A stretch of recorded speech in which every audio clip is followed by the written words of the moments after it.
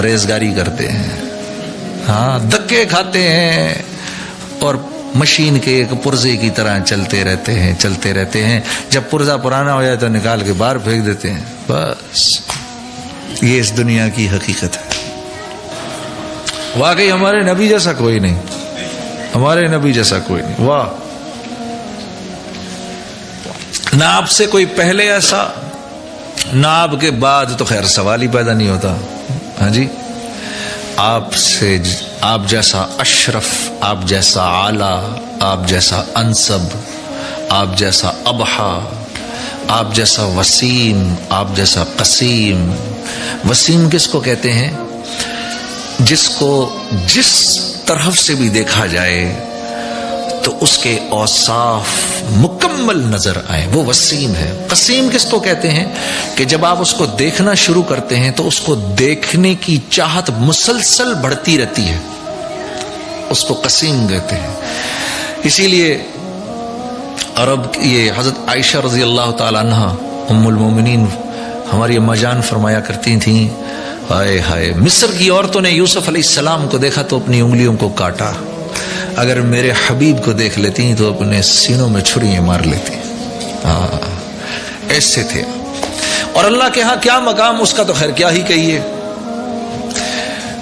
آپ صلی اللہ علیہ وسلم نے معراج میں اللہ رب العزت سے پوچھا، یا اللہ آپ نے ابراہیم کو اپنا خلیل بنایا اور آپ نے موسیٰ کو اپنا کلیم بنایا اور آپ نے داؤد کے ہاتھ میں لوہے کو نرم فرمایا اور آپ نے عیسیٰ کو روح اللہ بنایا، یا اللہ آپ نے مجھے کیا عطا فرمایا؟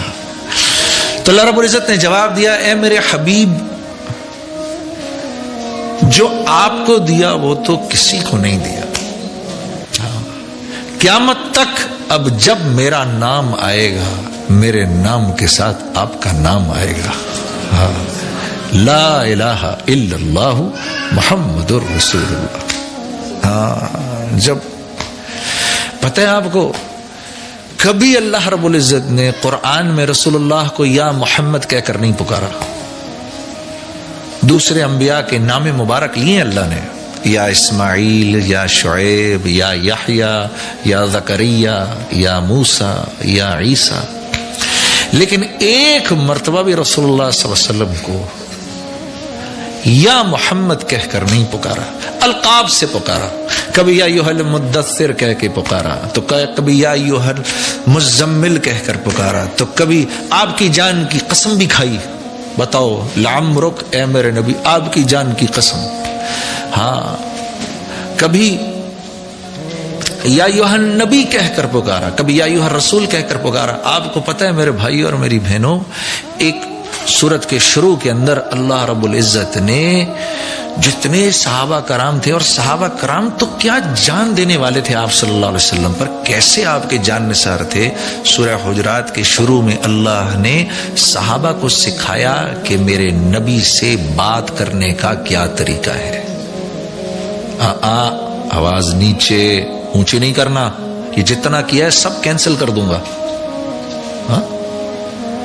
ایک صحابی مسجد میں آتے تھے، انہوں نے مسجد میں آنا چھوڑ دیا، گھر میں بیٹھ کر خوب رویا کرتے تھے، رونا شروع کر دیا انہوں نے جب یہ آیتیں اتری، یا ایھا الذین آمنوا لا ترفعوا اصواتکم فوق صوت النبی.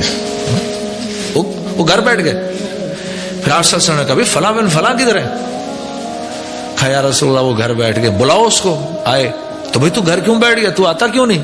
کہا یا رسول اللہ جب صحیح آیتیں اتری ہیں میری تو آواز اونچی ہے، ڈر کے مارے اپنے میں مسجد بھی نہیں آتا. تو پھر آپ نے ان کو سمجھایا نہیں تو اس زمرے میں نہیں آتا، تو اس میں نہیں آتا.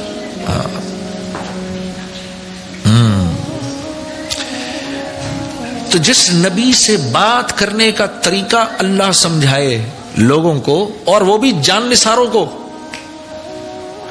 تو اس نبی کا اللہ کے ہاں کیا مقام ہوگا. اور جو اپنے آپ کو اس کے رنگ میں ڈھال لے گا پھر وہ اللہ کے ہاں کیسا ہوگا. آپ دیکھو سوچنے کی بات ہے، حضرت بلال رضی اللہ تعالیٰ عنہ تھے تو غلام، کیا تھے جی؟ غلام. باپ بھی غلام، ماں بھی غلام، دادا بھی غلام، دادی بھی غلام، اور دنیا کی لائن کی حیثیت سے اتنے نیچے تھے کہ تاریخ کی کتابوں میں آپ کے والد محترم کا نام تو آتا ہے، آپ کے دادا کا نام نہیں آتا، کہیں نہیں ملتا. لیکن اللہ اکبر، نسبت جوڑ لی محمد صلی اللہ علیہ وسلم سے تو اللہ کے نبی فرما رہے ہیں تو چلتا زمین پر ہے اور تیرے قدموں کی آواز اے بلال عرش والے سنتے ہیں. ہاں، پھر آپ نے فرمایا میرے دائیں طرف سے قیامت کے دن ابو بکر اذان دیتے ہوئے نکلیں گے، بائیں طرف سے عمر اذان دیتے ہوئے نکلیں گے، میرے دائیں طرف سے ابو بکر نکلیں گے، بائیں طرف سے عمر نکلیں گے، اور میرے قدموں سے بلال اذان دیتے ہوئے نکلیں گے. یہ مقام مل کیسے گیا؟ آج دنیا کی سب سے زیادہ مسجد کا نام کیا ہے؟ مسجد بلال. واہ واہ جی واہ. حضرت عمر رضی اللہ تعالیٰ عنہ فرمایا کرتے تھے حضرت بلال کے بارے میں، ابو بکر ہمارے سردار ہیں لیکن ان کا مقام ہمارے ہاں اونچا اس لیے ہے کیونکہ انہوں نے ہمارے ایک سردار کو رہا فرمایا. انہوں نے ہمارے ایک سردار کو رہا کیا. تو حضرت بلال کو اپنا سردار کہا کرتے تھے. یہ اس نسبت کی وجہ سے. اس کے برعکس ابو جہل بھی تو ہے عرب سردار، بنی مخزوم کا سردار. یہ بنی مخزوم رسول اللہ کا جو خاندان تھا، بنی ہاشم، اس کی ٹکر کا قبیلہ تھا، اس کی ٹکر کا خاندان تھا. اسی لیے تو یہ آپ کو نبی بھی نہیں مانتا تھا بدبخت، کہ بھئی یہ بنو ہاشم جو ہیں یہ حاجیوں کو بھی کھانا کھلاتے ہیں اور نبی بھی ان میں آ گیا. یہ نبی اگر بنی مخزوم سے ہوتا تو میں اس کو نبی مان لیتا. اکڑ ایسی. اور اس کو ابو الحکم کہتے تھے میرے بھائی اور میری بہنوں.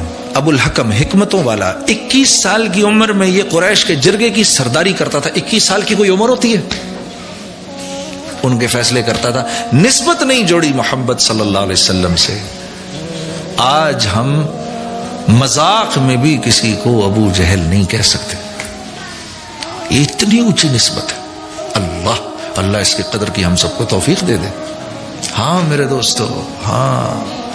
اسی لیے میں ایک بات آپ کو عرض کرتا ہوں، دیکھو ایسے جملے مت بولا کرو ہم سے تو بہتر وہ غیر ہیں. خدا کے واسطے آپ محمد صلی اللہ علیہ، یہ تو مترادف ہوا محمد صلی اللہ علیہ وسلم کے سینے میں چھرا مارنے کے. یہ جس مسلمان کے بارے میں آپ کہہ رہے ہیں نا کہ بھئی ہم سے تو اچھے وہ ہیں، اس کے دل میں کم از کم کلمہ تو ہے، اس کے دل میں محمد صلی اللہ علیہ وسلم کا نام تو ہے. آپ کاغذ پہ گرا ہوا پرچہ، اس پہ کلمہ لکھا ہو، یہاں نیچے پڑا ہوا دیکھیں، آپ ایک دم اٹھا لیں گے اس کو صاف کر کے پوچھ کے، یا جیب میں رکھ لیں گے، اوپر کہیں رکھ دیں گے کہ بھئی اس پرچے پہ لکھے ہوئے کلمے کی تو اتنی عزت. اور یہ جو کلمہ جس مسلمان کے دل میں ہے اس کے بارے میں ہماری یہ رائے بنے، نہیں نہیں نہیں، یہ محمد صلی اللہ علیہ وسلم سے وفا نبھانا نہیں ہے. یہ تو آپ صلی اللہ علیہ وسلم کی دل میں نعوذ باللہ قدر و منزلت کا کم ہو جانا ہے. اس کے دل میں اللہ کے نبی کا نام ہے، وہ کلمہ ہے جو آپ صلی اللہ علیہ وسلم لے کر آئے. آپ کو پتہ ہے 7 سلام بھیجے ہمارے نبی نے ہم پر.